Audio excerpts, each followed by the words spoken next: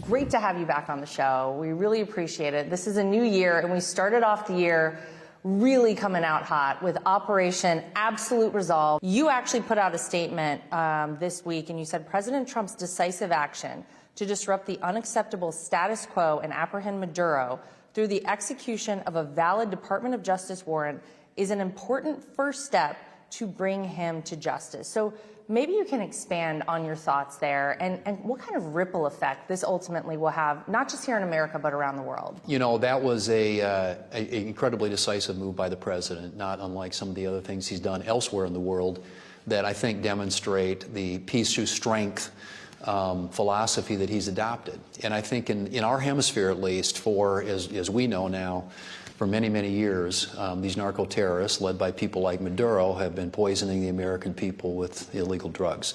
And I think the president has said enough already. And they're also in bed with China and Russia and Iran and all of our adversaries around the world. So you couple, narco-terrorism with the fraternizing with all these unsavory elements, and it makes the United States a less safe place. And I think the president recognized that steps had to be taken. This is obviously a sort of a plan they'd had in place for a while, but when they executed it flawlessly. Your colleagues on the other side of the aisle, Senator Thune, some of them were not so happy about the capture of this criminal. Isn't there a deadline quickly approaching here in the United States Senate to, refund the government? Shouldn't we have focus on things that actually help the American people instead of focusing on what is very clearly just politics? Right, and it is a clear example of Trump Derangement Syndrome. I mean, nothing more, nothing less, nothing else. These guys are blinded. And unfortunately, when you have a huge success like this, all they can do is go out and complain and whine to the media about they didn't do this or they didn't do that.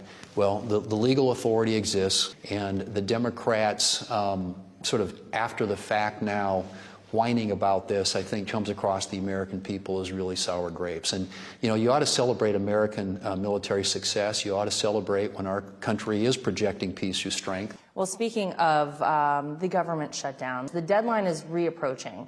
So what is going to happen when that deadline approaches? Where are things going to go this time? Are they going to shut it down again? I mean, they're just arsonists.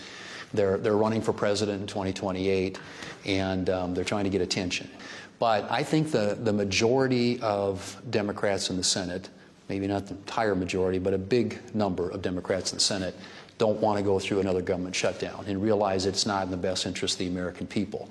So I'm hoping that we'll see at least some constructive engagement with them in a way that enables us to fund the government, do the basic things that we need to do, and then we can have our big, we're going into an election year, this is 2026, but let's do the basic things that the American people expect, and funding the government is one of those, and I'm hopeful that we'll have some cooperation from Democrats. 2026 is actually going to be the year where the American people start to feel truly the impact of all the positive things that were in the one big beautiful bill. So maybe you can give people an idea of what they're going to start experiencing starting this year. It's hands down, nothing even close, the most consequential piece of legislation that I've seen in my time in public office. We literally legislated on things that have been on the agenda for, in some cases for decades. Things that benefit families, working families in this country, starting with the fact that they're going to have on average $3,700 more in their pockets this year than they would have if we hadn't acted. The other way they benefit, and this is where, to me, a lot of what we do around here needs to be about growth. If you have pro-growth policies and what the administration, the president, and his team have put in place on the regulatory front, energy front, working with us on the tax front, are policies that incentivize investment in the American economy. And when people are investing in our economy, the economy is expanding and growing. It's creating better paying jobs. Incomes go up. Wage levels go up. So couple the pro-growth policies on this side with the working families tax provisions that we had over here. So that we are set up for success. Well, one of the things that the Democrats brought to the surface and that was talked about quite a bit during the shutdown was health care. Right. So is there any update you can give us on that? If you look at just since Obamacare, those exchanges went live a little over 10 years ago, The cost of health care in this country is 3 times the rate of inflation, 3 times the CPI. I mean, it's exploded. So this whole idea that this is going to save you money, or you're going to have, you can, if you like the plan, you can keep it all. None of those were all lies. None of it came true. And so I think that the Democrats have a record they're trying to defend. So what the president has said, rightly, is let's come up with a new model, a new business model that actually puts the money in the pockets of the American people, where they have optionality and choice, and where there's competition for their dollars in health care, so they can spend it wisely and well and get a good return on their investment. I think something like that is long overdue. And the question is, will the Democrats are they willing to acknowledge what a failure Obamacare has been, and are they willing to move forward with a new business model that puts the American consumer and the American patient back in charge? It's one of so many promises made and kept by this president, all in just 1 year. This is the beautiful rotunda where Leader Thune, about a year ago, we saw the president kind of right here inaugurated in that amazing ceremony. How do you feel like the Republican Congress has been able to work with the president to really enact his agenda? Because I think it's been successful. There's an excitement and hopefulness and optimism that comes at a time like that, and then the hard work starts, and we had to execute on all the things the president campaigned on. But I think we had a very successful and productive year, and I think he can look back and hopefully with great pride, not only on the things that he did through his administration, the things he can do by executive action, but also his relationship with us. Well, if you had to use one word to describe the 2025 legislative session, what word would you use, and what is your hope to be able to describe 2026? Well, I think 2025, if I use the adjective incredibly impactful.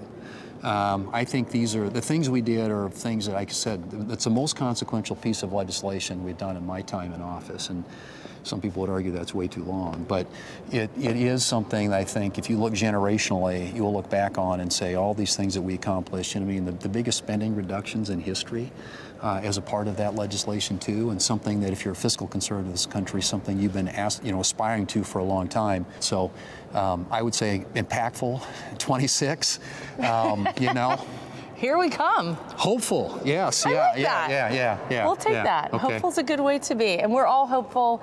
It's a new year. It's a great year. There's so much great that has happened so far, and I do think Americans are hopeful. So that's a great word. Well, I think the American people, by definition, are kind of an optimistic, hopeful people. Yes. And that comes from people like me whose ancestors came from places like Norway, Scandinavian countries, where life is hard, or was hard at the time. But I think when they come to America, it's that aspiration that goes back to 1776, and we're going to celebrate the 250th anniversary of the country this year. Yes. And it was that belief in an idea, and that idea is still relevant. It's still here.